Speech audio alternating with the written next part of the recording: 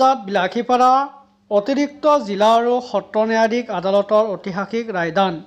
ছাবেদ আলী মইনাল হক আৰু আছিৰ উদ্দিনৰ হত্যাকাৰীৰ 13জনক যাৱজ্জীৱন কাৰাদণ্ড। সুদীৰ্ঘ 28 বছৰ পিছত ন্যায় পালে হত্যাৰ বলি হোৱা পৰিয়ালৰ লোকে। উল্লেখযোগ্য যে বিলাসীপাৰা থানাৰ ভৱালকামুৰি প্ৰথম খণ্ড গাঁৱত ভূমি বিবাদক কেন্দ্ৰ কৰি 1996 চনত সংঘটিত হৈছিল এক লোমহৰ্ষক হত্যাকাণ্ডৰ ঘটনা। ছাবেদ আলী মইনাল হক আৰু আছিৰ উদ্দিন নৃশংসভাৱে হত্যাৰ লগতে 9জন লোকক গুৰুতৰভাৱে আহত কৰিছিল। পূৰ্ব পৰিকল্পিতভাৱে চকাদাৰে আক্ৰমণ কৰি নৃশংসভাৱে হত্যা কৰা ঘটনা সন্দৰ্ভত বিলাসীপাৰা থানাত এজাহাৰ দাখিল কৰিছিল।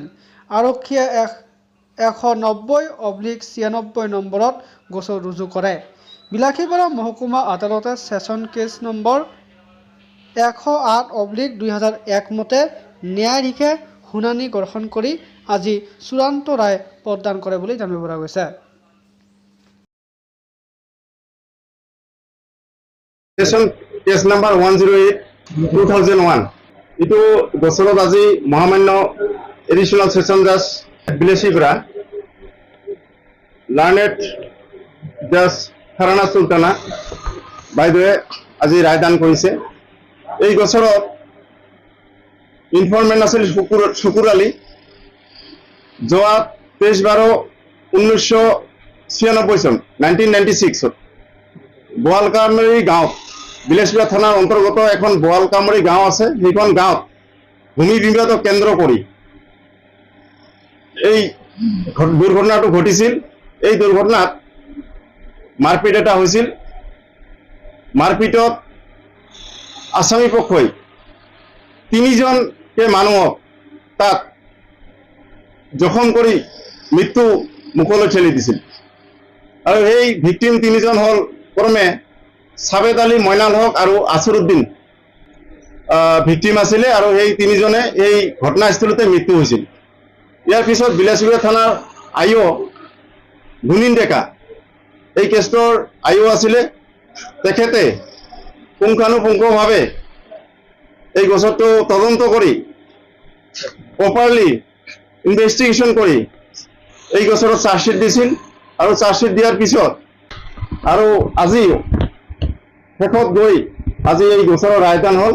আৰু ৰায়দানত 13জনকে আসামীক যাৱজ্জীৱনৰ কাৰণে কাৰাদণ্ড দিলে। 28 বছৰ হ'ল। এইটো 149/302 আৰু 326 IPC।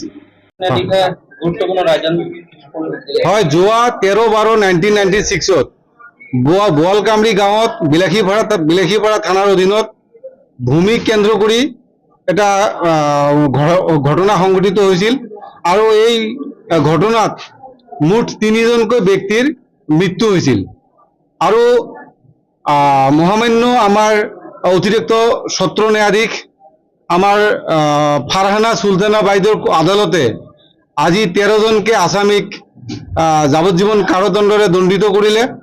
আৰু এই গোচৰত গোচৰীয়া পক্ষৰ হৈ আদালতত যুক্তি দৰ্শাইছিল আমাৰ অমিয় কুমাৰ নাথ আৰু আসামী পক্ষৰ হৈ যুক্তি দৰ্শাইছিল গুৱাহাটীৰ বিজন মহাজন আৰু ধুবুৰীৰ জ্যেষ্ঠ অধিবক্তা গিয়াছুদ্দিন আহমেদে।